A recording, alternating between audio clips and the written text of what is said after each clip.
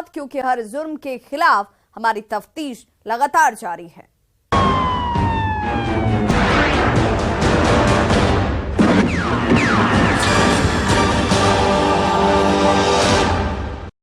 वो सऊदी से करीब 4000 किलोमीटर दूर बिहार के सीवान जिले में बैठकर देश के खिलाफ साजिश की स्क्रिप्ट लिख रहे थे। इसके लिए पैसे सऊदी से आ रहे थे, जिसे सीवान में बैठे मास्टरमाइंड अलग अलग बैंक खातों में मंगवा रहे थे। उसके बाद उस पैसे को सीएसपी संचालकों की मिली भगत से विड्रॉ करते थे और अपना कमीशन काटकर बाकी के पैसों को सीधे सीमा पार बैठे अपने आका को भेज रहे थे। जी हां, पाकिस्तान इन पैसों को भेजा जाता था, बांग्लादेश भेजा जाता था। इतना ही नहीं, इजराइल तक मनी लॉन्ड्रिंग का ये पूरा का पूरा महाजाल फैला हुआ था। हैरानी की बात यह कि पैसों के काले धंधे का संचालन सीवान में बैठे सरगना कर रहे थे, जिसकी भनक इससे पहले पुलिस तक नहीं थी। पर जैसे ही इनपुट मिली, पुलिस ने शातिरों के प्लान को डिकोड कर लिया और 3 गुर्गों को गिरफ्तार कर जेल की सलाखों के पीछे पहुंचा दिया गया, जिसके बाद तीनों ने अपना जुर्म कबूल कर लिया है और बताया कि एक दिन में तीनों ने पाकिस्तान में 1 करोड़ रुपए भेजे हैं। जिसके बाद से पुलिस वालों के कान खड़े हो गए। साथ ही साथ कई सवाल भी, क्या तीनों युवाओं का आतंकी कनेक्शन है? पाकिस्तान में इनका आका कौन है जिसे ये करोड़ों रुपए भेज रहे थे? लेकिन इन सवालों का जवाब किसी के पास नहीं, क्योंकि गिरफ्तार तीनों आरोपी सिर्फ मोहरा हैं, जो अपने सरगना के इशारों पर पैसे की हेरा फेरी कर रहे थे, जो पुलिस की आंखों से अभी ओझल है, जिसकी गिरफ्तारी को लेकर पुलिस खाक छान रही है और आतंकी कनेक्शन के एंगल से पूरे मामले की तफ्तीश कर रही है। देखिए इस रिपोर्ट में मनी लॉन्ड्रिंग का खेल, Saudi to Siwan to Pakistan. करोड़ों रुपए के हेर फेर का खुला सीक्रेट राज। सऊदी से सिवान और पाक तक फैला था जाल। सिवान के सुदूर गांव में बैठे 3 आरोपी गिरफ्तार। सिवान में बैठकर करोड़ों रुपए भेजते थे पाकिस्तान। आतंकी कनेक्शन की पुलिस कर रही जांच। मनी लॉन्ड्रिंग के मास्टरमाइंड फरार, 3 गुर्गे गिरफ्तार।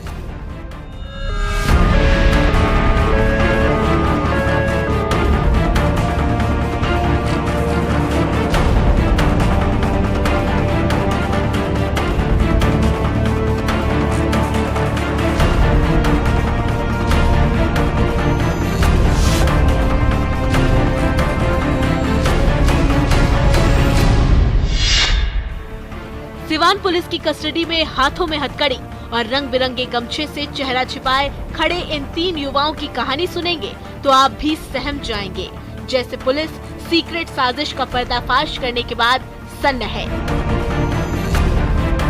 क्योंकि ये 3 सिवान में रहकर देश के खिलाफ साजिश रच रहे थे, देश से गद्दारी कर रहे थे।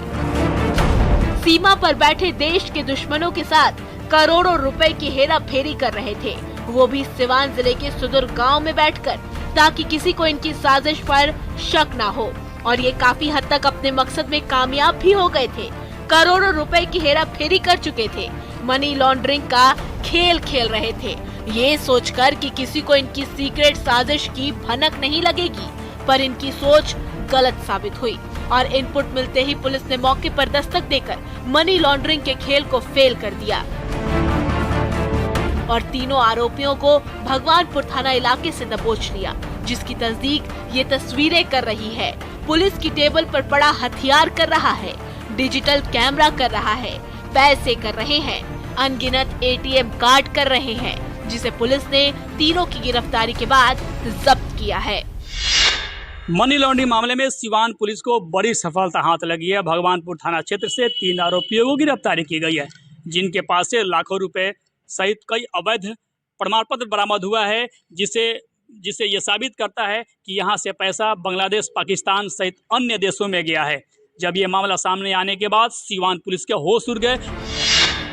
सही सुना आपने, मनी लॉन्ड्रिंग के खेल के खुलासे के बाद से सिवान पुलिस के होश उड़ गए हैं, क्योंकि पुलिस इससे पहले तक इस खेल से अनजान थी, पर भनक लगते ही एक्शन में आ गई और कार्रवाई करते हुए 3 आरोपियों को गिरफ्तार कर हाथों में हथकड़ी पहना दी, जिसमें भगवानपुर हाट थाना इलाके के ब्रह्मस्थान निवासी विजेंद्र सिंह का बेटा मनु कुमार सिंह, गोपालगंज जिले के थावे थाना क्षेत्र के मीर अलीपुर गांव निवासी शेख आलमगीर का पुत्र शेख कलीम, नगर थाना क्षेत्र के वार्ड संख्या 3 साधु चौक निवासी स्वर्गीय श्रीनिवास प्रसाद का बेटा राजेश कुमार शामिल है।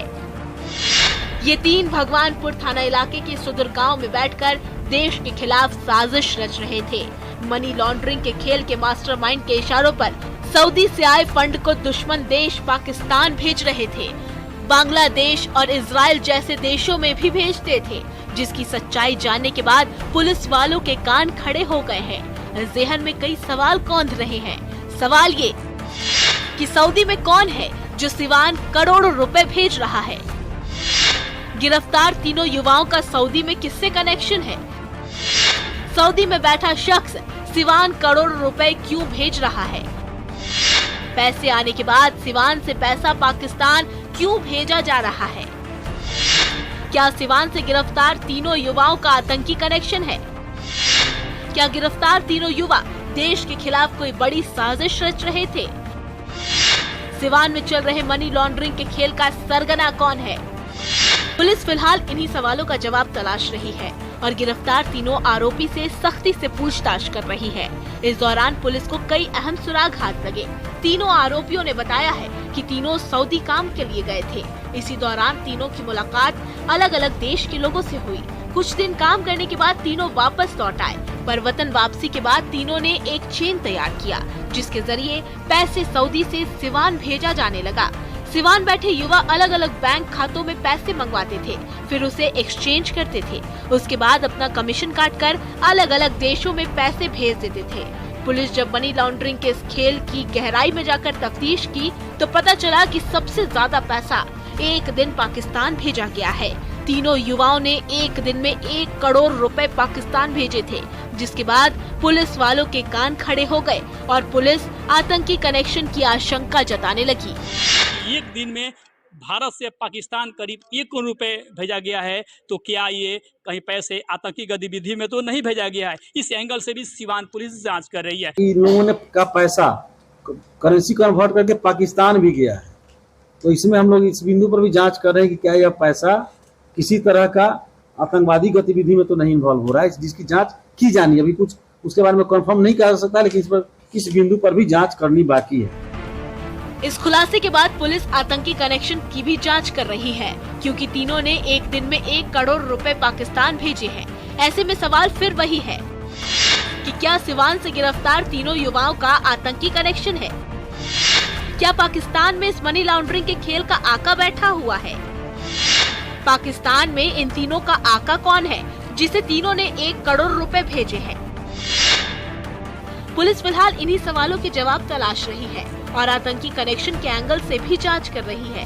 इतना ही नहीं, पूछताछ में तीनों ने गैंग के सरगना का नाम, पता और ठिकाना भी उगल दिया है, जिसके इशारे पर हवाला के जरिए करोड़ों रुपए के हेर फेर का खेल चल रहा था, जिसमें सरगना भगवानपुर हाट थाना क्षेत्र के ब्रह्मस्थान निवासी मनोज कुमार सिंह का बेटा विश्वजीत कुमार और मनिंदर शर्मा का बेटा राजकुमार शर्मा और आफ्ताब है, जो फिलहाल फरार है, जिसकी गिरफ्तारी को लेकर पुलिस खाक छान रही है, लेकिन तीनों पुलिस की आंखों से अभी ओझल हैं।